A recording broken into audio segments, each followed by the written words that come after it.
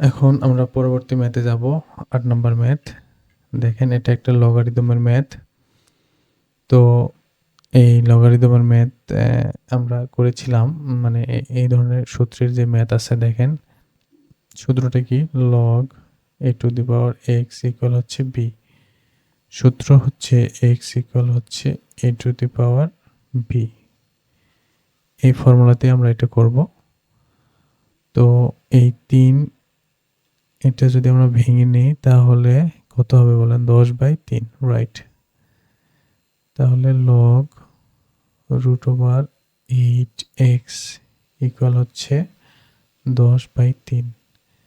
তাহলে x equal হচ্ছে √8 10/3।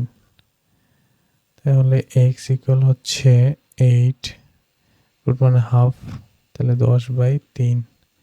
তাহলে হচ্ছে 8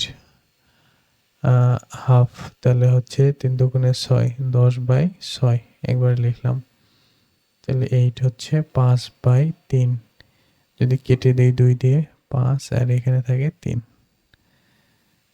তাহলে x ইকুয়াল হচ্ছে 8 হচ্ছে 5/3। 5/3। তাহলে দেখুন তো এটা আমরা আর কিভাবে সমাধান করতে পারি, রাইট। এখন এই 8 কে যদি আমরা টু দি পাওয়ার 3 লিখি, তাই না, তাহলে এই দেখেন 5, তাহলে 3 3 কেটে গেল, তাহলে টু দি পাওয়ার 5 থাকতেছে আর কি। তাহলে x ইকুয়াল হচ্ছে টু দি পাওয়ার 5, দেন হচ্ছে 2 গুণন 2 গুণন 2 গুণন 2 গুণন 2।